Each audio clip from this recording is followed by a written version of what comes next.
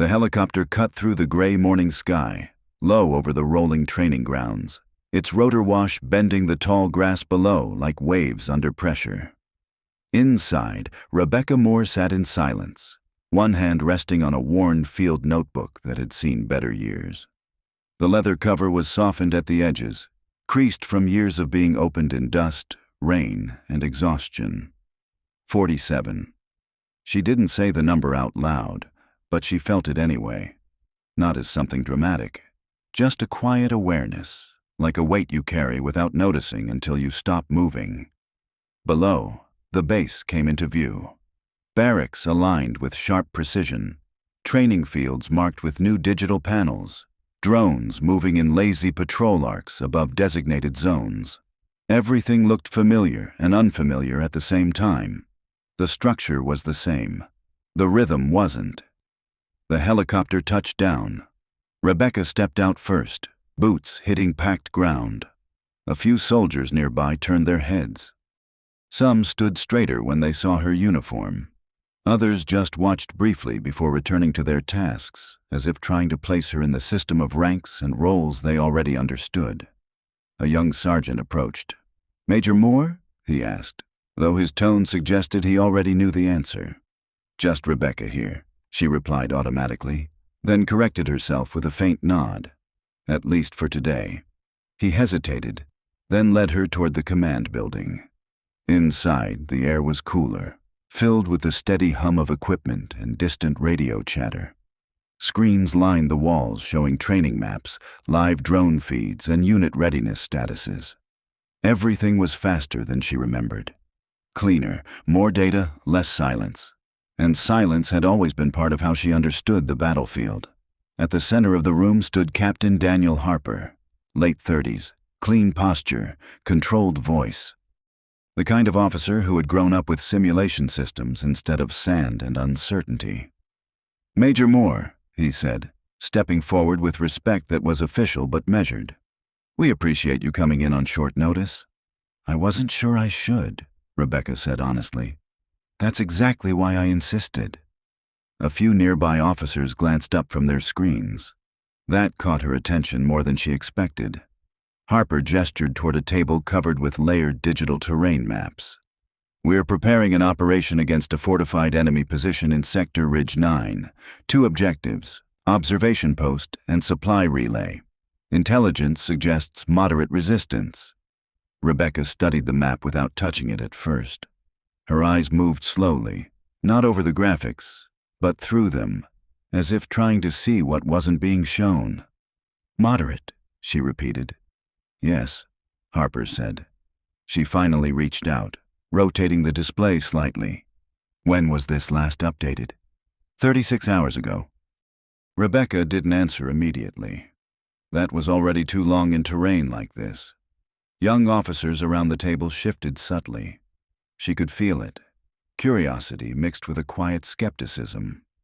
Not disrespect exactly. Something more modern.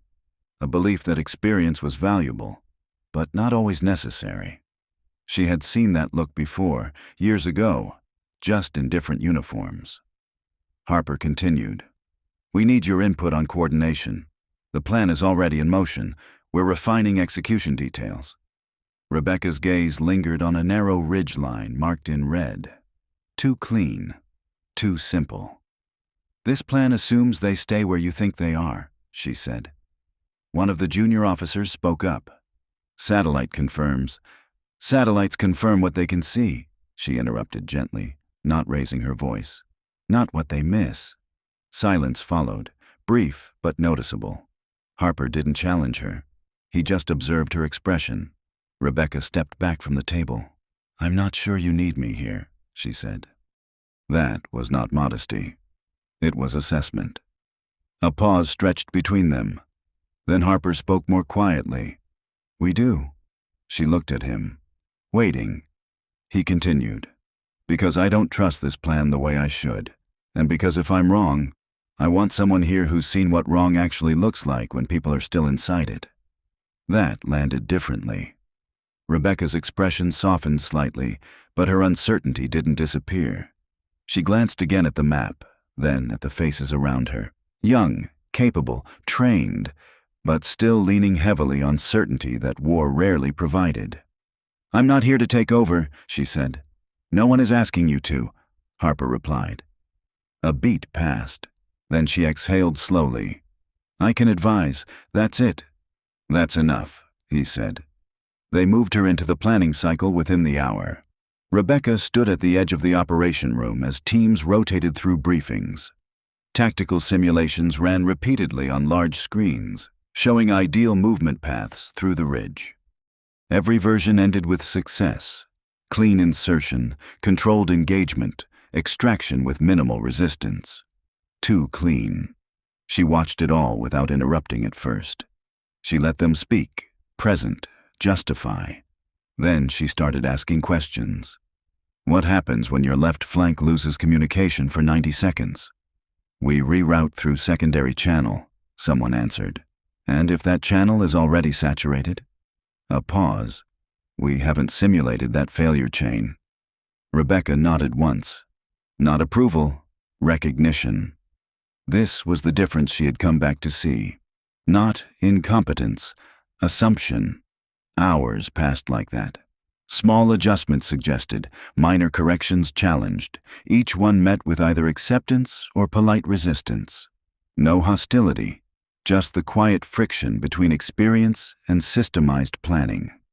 At one point, a younger lieutenant leaned toward another and murmured something she didn't catch. She didn't ask what it was. She had heard versions of it before anyway. Harper remained present throughout, watching her more than the screens. Later, when most of the team dispersed for recalibration, he approached her near the side table. "You're not comfortable with this," he said. "I didn't say that. You didn't have to." Rebecca folded her arms, looking at the map again. "The structure depends on everything going right." "That's the goal." "No," she said quietly. "That's the assumption." Harper studied her. "Then what would you change?" She hesitated. That was the real question. Not what was wrong, but whether she was willing to re-enter a world she had already left once before. "I don't know yet," she admitted. For a moment, Harper didn't respond. Then he nodded slightly, as if that answer was more valuable than certainty. "You still think like a field commander," he said. "I'm trying not to," she replied. "That might be the problem," he said, not unkindly. That evening, Rebecca stepped outside alone. The base lights had begun to activate, stretching long reflections across metal and concrete. Distant voices echoed from training yards. Somewhere, a drill instructor shouted cadence into the wind. She stood near the perimeter fence, looking out toward the darkening ridgeline in the distance, the same terrain they would move into soon. Her hand rested briefly on her notebook again. She thought about turning around, about handing it off, about letting younger officers carry the responsibility the way she once had. Her thumb pressed lightly against the worn edge of the pages. Behind her, footsteps approached. Harper stopped a few feet away, not interrupting her space. "I reviewed your notes from earlier assignments," he said. She didn't turn. "That was a long time ago." "Still relevant," he replied. A pause. Then he added, "I'm not asking you to prove anything, Major." That finally made her look at him. "I stopped being Major a long time ago," she said.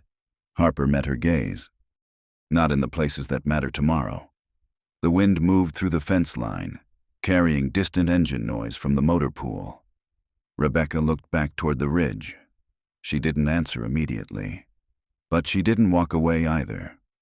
Morning came earlier than Rebecca expected. Or maybe she just hadn't slept enough to notice the difference. The planning room was already active when she arrived.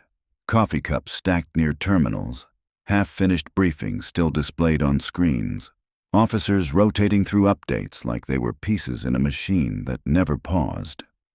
She stopped at the entrance for a moment, not because she was unsure where to go, but because she was noticing how quickly everything moved without her. Captain Harper was already inside, standing with two intelligence analysts. When he saw her, he gave a short nod and gestured her over. "Good timing," he said. "We've got updated recon feeds." Rebecca walked in and looked at the main display. The terrain had shifted slightly overnight. New overlays, adjusted enemy markers, revised probability zones. It all looked more precise than before. That was the problem. Precision had a way of hiding uncertainty. One of the analysts, a young woman with a tight bun and fast speech, pointed at the map. Enemy presence in Sector Ridge 9 is still consistent with earlier assessment. 2 fortified nodes, likely automated perimeter defenses, limited patrol movement. Rebecca studied the ridge line. "And the patrol pattern?" she asked. "Predictable," the analyst replied immediately. "Repeats every 23 minutes. Rebecca nodded slowly. 23 minutes was either very disciplined or deliberately misleading. She didn't say that out loud yet. Instead, she leaned closer to the map. "What about blind terrain?" The analyst hesitated. "Blind terrain? Areas your sensors can't confirm," Rebecca said calmly. "Low visibility folds, rock interference, thermal distortion zones." A brief silence followed. Then a junior officer answered. "We accounted for those in simulation modeling." Rebecca glanced at him. "Simulation modeling doesn't account for human adaptation." That comment landed quietly but firmly. Harper stepped in before the room shifted too far into tension. "Major Moore is reviewing assumptions," he said. "That's exactly what we need." Rebecca didn't correct him again about the rank. She just kept watching the map. By midday, the planning cycle had tightened. The operation was scheduled for early morning insertion. 2 squads advancing along parallel ridge lines, supported by drone reconnaissance and electronic suppression units. A 3rd reserve element held back for rapid response. It was clean, balanced, efficient, and that made Rebecca uneasy. She stood slightly apart from the main table while others debated timing windows. A lieutenant gestured at the projection. "If we maintain synchronized movement, we can secure both objectives within 90 minutes. "And if synchronization breaks?" Rebecca asked. "We adjust in real time." "That's not an answer," she said. The lieutenant frowned slightly. "It's the doctrine." Rebecca exhaled through her nose, not in frustration, but recognition. "Doctrine assumes communication stability." Harper watched her carefully. "And you think we won't have it?" "I think," she said, choosing words carefully, "that someone on the other side of that ridge is paid to make sure you don't." The room quieted again. Not uncomfortable, just focused. Rebecca stepped closer to the display and rotated it slightly. Her eyes traced the ridge not as a line, but as layers. Elevation shifts, natural choke points, broken sight lines. "You're treating this like 2 strong points," she said. "That's what the intel shows," the analyst replied. "No," Rebecca corrected softly. "That's what the intel confirms it can see." She tapped the western slope. "If I were defending this position, I wouldn't build 2 strong points." Harper narrowed his eyes slightly. "What would you build?" Rebecca paused, then answered, "A network." That word changed the tone in the room. She continued, "Not fixed positions, not symmetrical defenses, a layered coordination system, small mobile nodes feeding information into each other. You don't hold ground, you control response." A junior officer shook his head. "That's not what we're seeing." "That's because you're looking for walls," she replied. "Not behavior." Silence stretched again, longer this time. Harper finally spoke. "Assuming you're right," he said, "what does that change for us?" Rebecca looked at him directly. "Everything about how you move." Over the next several hours, she stopped being a passive advisor. Not because she took control, but because she started dismantling assumptions one by one. She moved between screens, asking for recalibrated signal scans, requesting raw drone footage instead of processed summaries, comparing timing gaps between patrol confirmations. Slowly, patterns began to appear, but not the ones the original plan expected. There were inconsistencies, small ones at first. A patrol that changed direction without recorded trigger. A sensor gap that didn't align with terrain interference. A communication delay that repeated in irregular intervals. Not random, but structured. Rebecca leaned back slightly. "Here," she said, pointing. The analyst looked closer. "That's within margin error." "No," Rebecca said quietly. "That's coordination timing." Harper stepped closer. "Explain." Rebecca didn't answer immediately. She was thinking in a different way now. Not analyzing the map, but reconstructing intent behind it. "They're not defending static points," she said. "They're controlling perception. Your drones see movement patterns that look random, but they're actually bait cycles." "Bait?" a lieutenant repeated. She nodded once. "They let you believe you've identified rhythm. Then they shift response speed just enough to collapse your timing." The room went quiet again, but this time it wasn't skepticism. It was recalculation. Harper folded his arms. "So the plan is wrong." Rebecca didn't rush her answer. "Not wrong," she said. "Incomplete." That distinction mattered. She straightened slightly. "If you proceed as planned, you'll hit resistance at the first objective faster than expected. That will pull your second squad into a support role too early. Once that happens, your spacing collapses." "And then?" Harper asked. Rebecca looked at the ridge again. "Then you stop being coordinated units," she said, "and start being isolated problems." The mood in the room shifted. No panic, no urgency.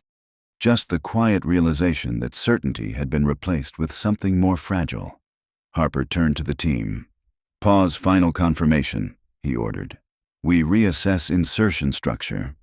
A few officers exchanged glances, but no one objected. Rebecca stepped back slightly, as if the attention had become too heavy again. "I can help adjust," she said, almost reluctantly. Harper looked at her. "That's why you're here," he said. She didn't respond immediately, because she was already thinking ahead, past adjustments, past corrections, toward what would happen when theory met ground reality. Later that afternoon, she found herself alone again near a side operations table. The room had emptied slightly as teams reworked projections. Only the quiet hum of systems remained. She reviewed the revised data feed. Even with adjustments, something still felt unstable. Not the plan itself, the assumption behind it. A young soldier approached hesitantly, one of the squad leaders scheduled for insertion. Early 20s, gear still new, eyes attentive in a way that mixed discipline with curiosity. "You're Major Moore?"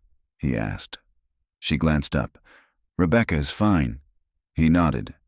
"They said you're the one changing the plan." "I'm not changing it," she corrected.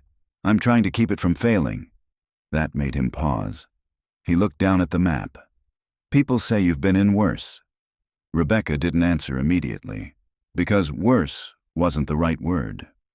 Different was. "Every operation feels like the first one," she said finally. The soldier nodded slowly, as if trying to understand that. Then he hesitated again. "Do you think we're ready?" Rebecca looked at him for a moment longer than necessary, not evaluating his skill, evaluating the system he was being placed into. "You're trained," she said carefully. "Whether that's enough depends on what's waiting for you."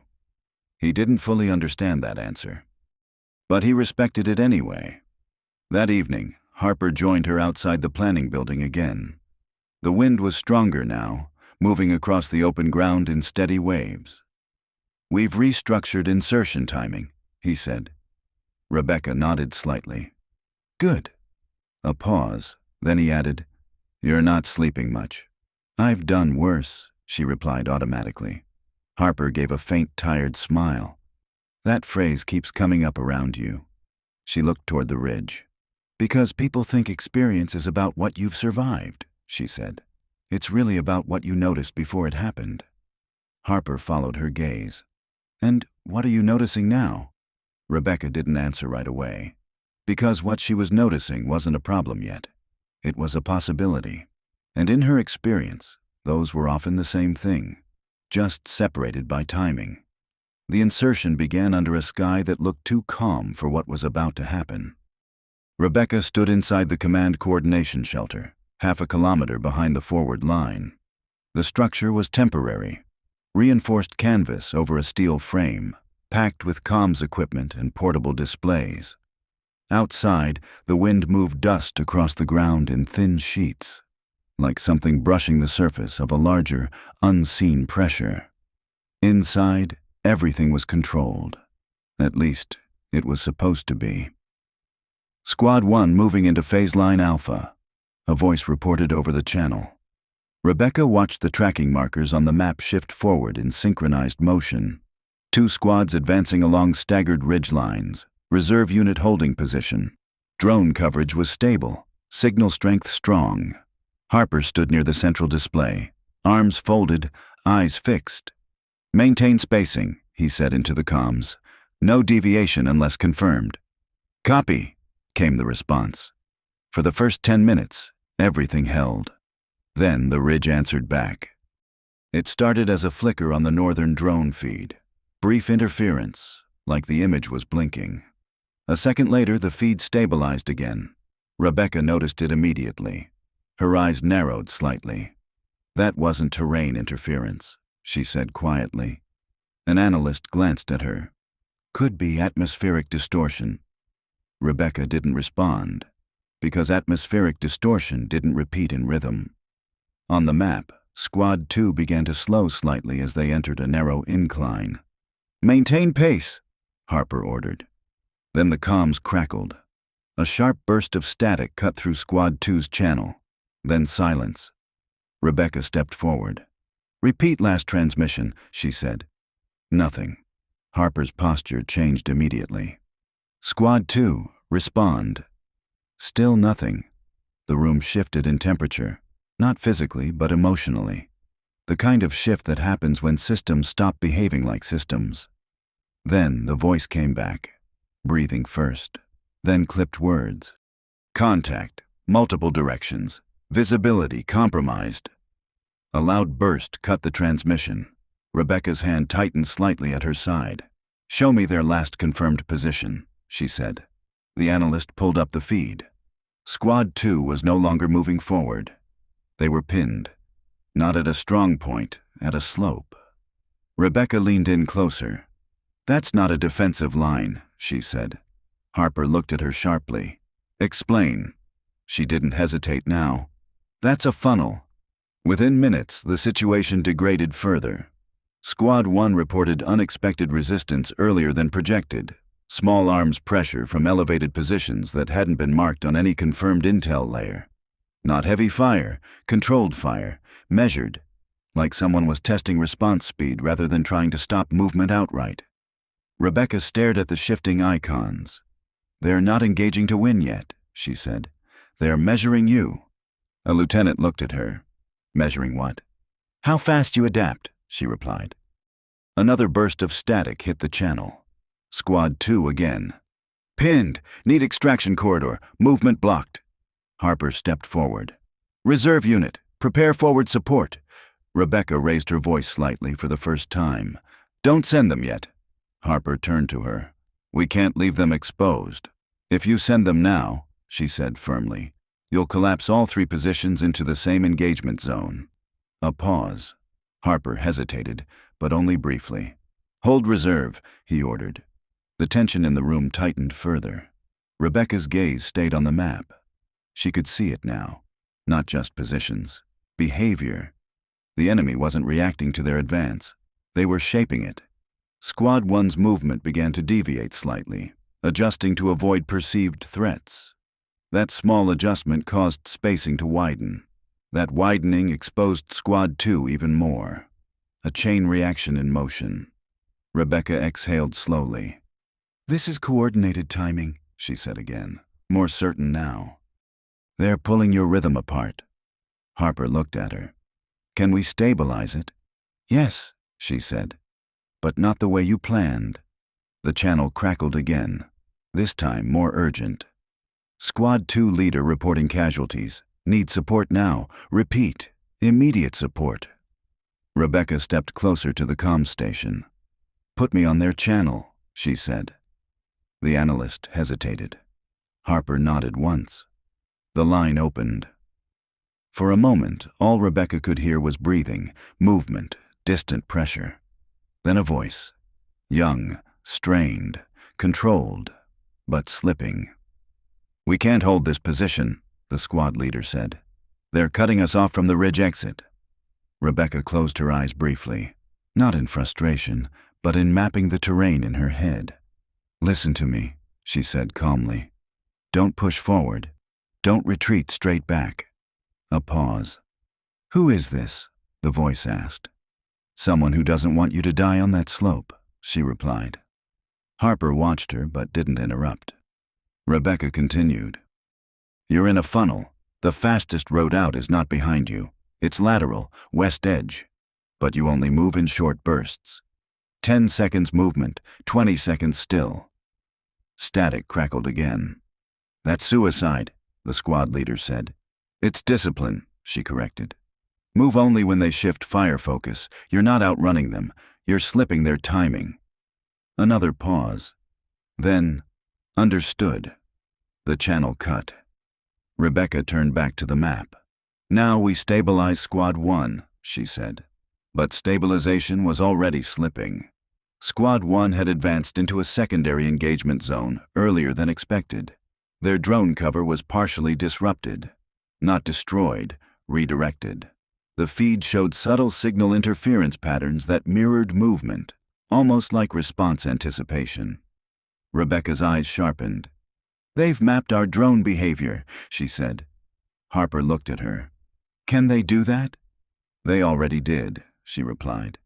A junior officer frowned. "How would they predict aerial routes?" Rebecca pointed at the ridge overlay. "Because we didn't change them enough." The implication settled heavily in the room. Then another report came in. Squad 1 had halted forward movement. Not by order, by pressure. Rebecca watched the icons tighten on the map. Enemy presence compressing their available space without fully committing to engagement. "This is containment," she said quietly. Harper looked at her. "Containment for what purpose?" She didn't answer immediately, because the answer was becoming clearer. Not destruction, disruption. "They're trying to break our coordination chain," she said finally. "If we lose synchronized movement, we lose control of withdrawal routes." A pause. Then she added something quieter. "And if we lose withdrawal routes, we stop being a unit." A loud voice cut through the comms suddenly. "Squad 2 is moving west per advisory. Engagement thinning." Rebecca's shoulders loosened slightly. "That's it," she said. "Keep them moving in controlled bursts." Harper watched the map carefully. "It's working?" "Partially," she said. "They're adjusting faster than expected." But she didn't sound relieved, because Squad 1 was still unstable. Then it happened. A coordinated spike in enemy activity, sudden concentrated pressure along the central ridge axis. Not enough to break defenses outright, but enough to force immediate reaction. Squad 1 shifted, exactly as intended. That shift widened their exposure window. Rebecca's hand tightened. "That's the trap," she said. Harper turned sharply. "What trap?" "They forced reaction," she said. "Now they collapse spacing." On the screen, Squad 1 and Squad 2 were no longer operating as separate units. They were drifting toward the same pressure corridor. The reserve unit remained untouched, but if deployed now, it would enter a converging field of engagement with no clean exit. Rebecca's voice lowered. "They didn't stop our advance," she said. "They guided it into a shape they can control." A long silence followed. Only radio noise filled the space. Harper looked at her. "So what do we do now?" he asked. Rebecca stared at the map for a long moment. The situation wasn't salvageable with the original structure anymore, but it wasn't lost either. Not yet. "We stopped playing their rhythm," she said. Then she stepped closer to the comms. "And we changed the pattern." The coordination shelter felt smaller now, as if the walls had tightened around the urgency inside it. Every screen showed movement under pressure. Every icon represented a decision already made somewhere else, now colliding with reality in ways no simulation had fully captured. Rebecca stood close to the central map, her focus no longer on individual units, but on the structure forming around them. Harper watched her carefully. "You said we changed the pattern," he said. "What exactly does that mean in real terms?" Rebecca didn't answer immediately. She was tracing something invisible across the terrain. Not lines of movement, gaps between responses. "They're not stronger than us," she said finally. "They're more synchronized." A junior officer frowned. "We are synchronized." "No," Rebecca replied. "You are coordinated. They are responsive." That distinction hung in the air. She stepped forward and tapped the map twice. "Right now, your units are acting like two fists trying to punch through a wall at the same time." Harper narrowed his eyes. "And your solution?" Rebecca's voice stayed calm. "We stop punching." A pause. "That's not a solution," someone muttered. Rebecca looked at them, not sharply, but with the patience of someone explaining something learned the hard way. "It is, if the wall is moving," she said. She pulled up the full engagement overlay and reduced unnecessary markers. The map simplified under her command until only terrain, unit spacing, and enemy response density remained. Then she pointed. "This is not a static defense," she said. "It's a response grid. Every time you move here," she indicated Squad 1's current zone. "They don't defend the point. They shift pressure here." Her finger moved slightly west. "And here, then southeast. And here." Harper studied the pattern. "They're hurting us," he said slowly. Rebecca nodded once. "Yes." A silence followed that was heavier than the earlier chaos. A lieutenant spoke quietly. "So we're being led into kill zones." Rebecca corrected him immediately. "Not kill zones," she said. "Control zones." That correction mattered, because control meant intent, and intent meant someone was thinking 3 steps ahead of them. Harper exhaled slowly. "We can't brute force through that." "No," Rebecca agreed. Then she added, "But we can break the rhythm." She straightened and turned toward the planning team. "What you're doing right now is reacting in full movement cycles," she said. "Advance, contact, adjust, support, repeat. Every cycle takes time. They're using that time to reposition." She pointed again at the map. "We compress your cycles." A junior officer frowned. "Compress how?" Rebecca didn't hesitate. "Short bursts, controlled exposure, no sustained forward momentum." She looked at Harper. "You don't advance as units anymore," she said. "You advance as signals." The room went quiet. Harper understood the direction, but not yet the execution. "Explain that," he said. Rebecca walked to the side console and pulled up Squad 2's current position. "They are already partially extracted from the funnel," she said. "But if they move continuously, they re-enter predictable timing loops." She tapped the screen. "So instead, they move in intervals." She demonstrated. 10 seconds movement, 20 seconds still, no pattern longer than 3 cycles repeated. A lieutenant shook his head. "That's too slow. We'll lose ground." Rebecca looked at him. "You already lost ground," she said quietly. "You just haven't stabilized what's left of it yet." That shut down the objection without force. Harper stepped closer. "And Squad 1?" Rebecca paused. This was the harder piece. Squad 1 was still inside the pressure grid. "If they stay where they are," she said, "they'll keep getting shaped." "So we move them," Harper said. "Yes," she replied, "but not forward." A beat. Then she pointed to a narrow terrain fold on the western edge. "They go sideways." A map operator zoomed in. "That terrain is unstable," he said. "Visibility is low, movement is restricted." Rebecca nodded. "Exactly." Silence. Harper studied the area. "You're sending them into blind terrain." "I'm sending them out of predictability," she corrected. That distinction again. Blind terrain wasn't safe, but predictable terrain was already compromised. The decision point came fast. Harper looked at the team. "Implement partial restructure," he ordered. "Squad 1 lateral movement only. Squad 2 continue controlled extraction." Then he turned to Rebecca. "You're taking a lot of risk on interpretation," he said. Rebecca didn't deny it. "I'm taking risk on experience," she replied. That was all. The effect wasn't immediate. At first, the battlefield seemed unchanged. Enemy pressure remained consistent. Engagement zones still tightened and shifted. But something subtle began to break.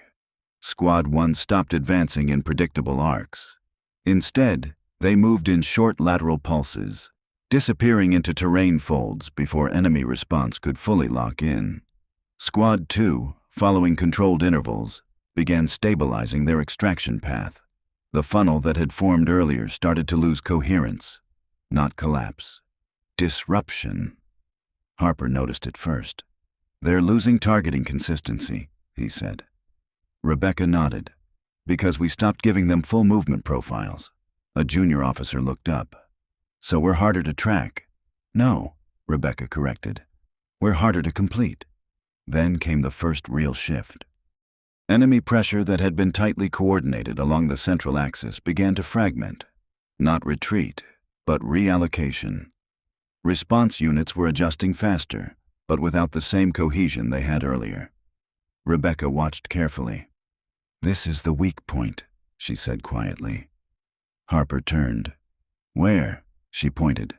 "Between their response nodes." He studied it. "That's not a position." "It is," she said. "It's just not physical." She leaned closer to the map. "They rely on timing gaps between sectors," she explained. "When we move in predictable cycles, those gaps stay closed. But when we break rhythm," her voice trailed slightly as she studied the shifting data, "the gaps open." A pause. Then Harper understood. "You're talking about coordination lag." "Yes," she said, "and now we exploit it." She turned to the comm station. "Reserve unit stays in hold," she said firmly. "No deployment yet." A lieutenant started to object, but Harper stopped him with a hand gesture. Rebecca continued. "We don't reinforce pressure points," she said. "We create false ones." She pointed at Squad 1. "They move west in short bursts, but with deliberate pauses near terrain intersections. Then Squad 2. They maintain extraction rhythm but mirror movement timing at reduced intensity." Harper narrowed his eyes. "Why mirror?" Rebecca answered simply. "Because it forces the enemy to split attention cycles." A silence followed. Then she added, "And splitting attention breaks response timing." For the first time since contact began, the map stopped feeling like collapse. It started feeling like structure again, but one they were building instead of inheriting. Harper looked at her for a long moment. "You've done this before," he said. Rebecca didn't look away from the screen. "Yes," she said quietly, "but never exactly like this." Another pause. Then she added something almost softer. "That's why it still works." Outside the shelter, distant echoes of engagement continued across the ridge. Inside, the battlefield was no longer purely reaction. It was becoming adjustment.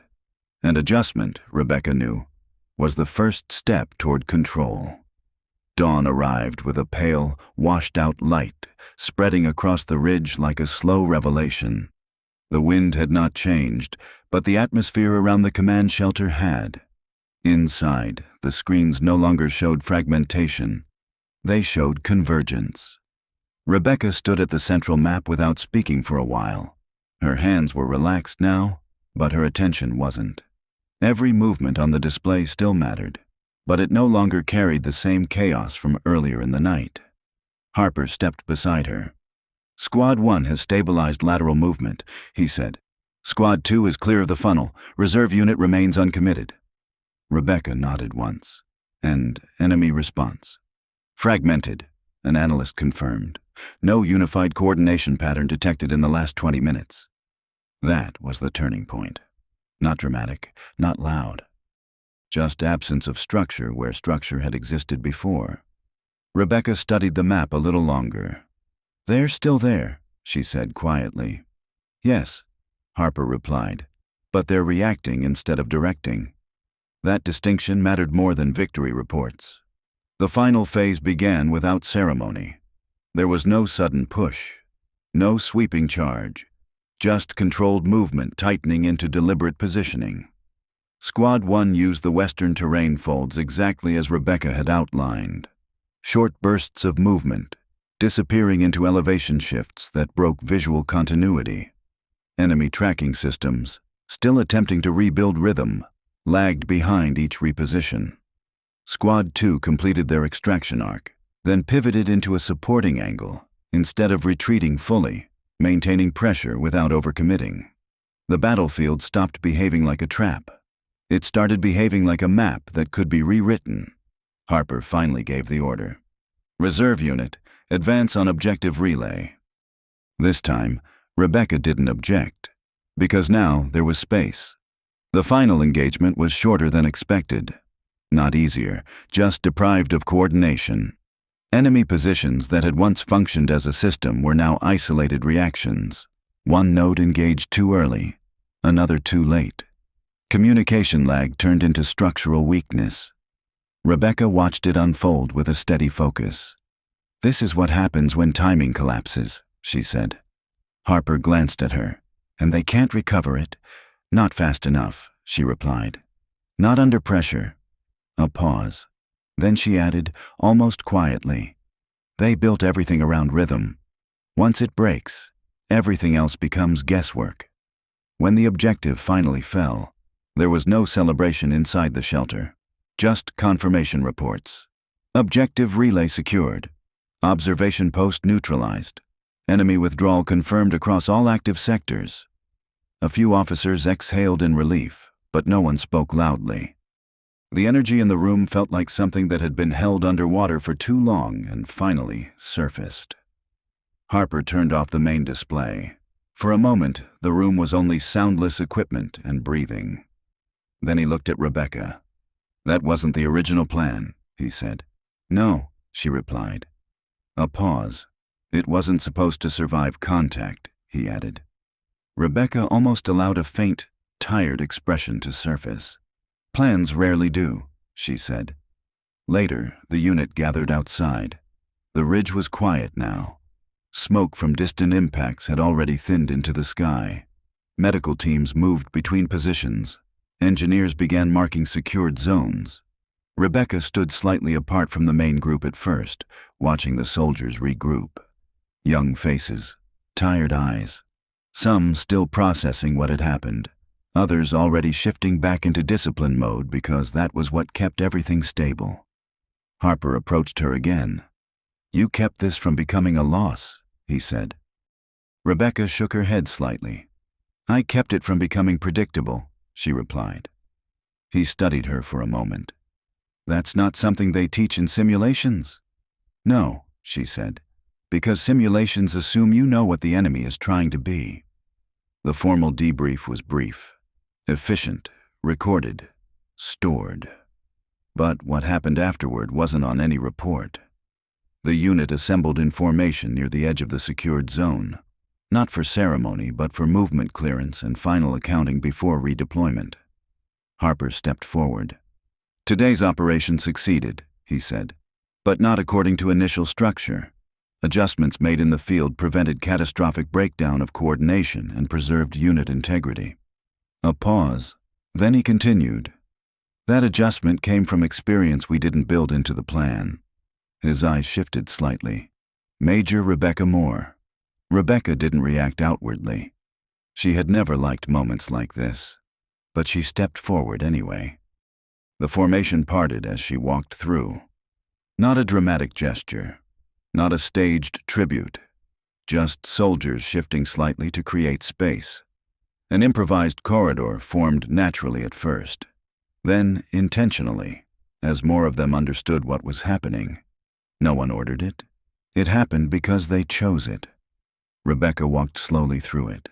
Boots on packed ground, wind moving through gear straps and uniforms.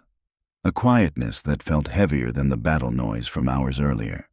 Some of the younger soldiers looked at her differently now, not as an instructor, not as a correction to their planning, but as someone who had carried them through something they didn't fully see, until it started collapsing. One of the squad leaders she had spoken to during the chaos stood near the end of the line. He gave her a small nod. Nothing formal, just recognition. She returned it briefly. At the end of the corridor, Harper waited. She stopped beside him. "You're not staying on full rotation," he said. It wasn't a question. Rebecca nodded. "I wasn't planning to." A pause. Then she looked back at the unit once more. Not at the victory, at the structure behind it. "I didn't come back to prove anything," she said quietly. Harper replied, "I don't think you did." Another silence passed between them. Then she added, "I came back because I wanted to know if experience still had a place." Harper glanced toward the soldiers regrouping behind them. "It did today," he said. Rebecca didn't respond immediately. Not because she disagreed, but because she understood something simpler. Experience didn't need permission. It only needed a moment where it was still allowed to matter. And today, it had. And that was the mission on Ridge 9.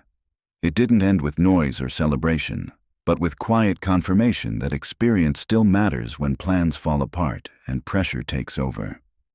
Rebecca Moore stepped back as quickly as she stepped in, doing her job, then leaving the next chapter to those still learning what real command feels like under fire.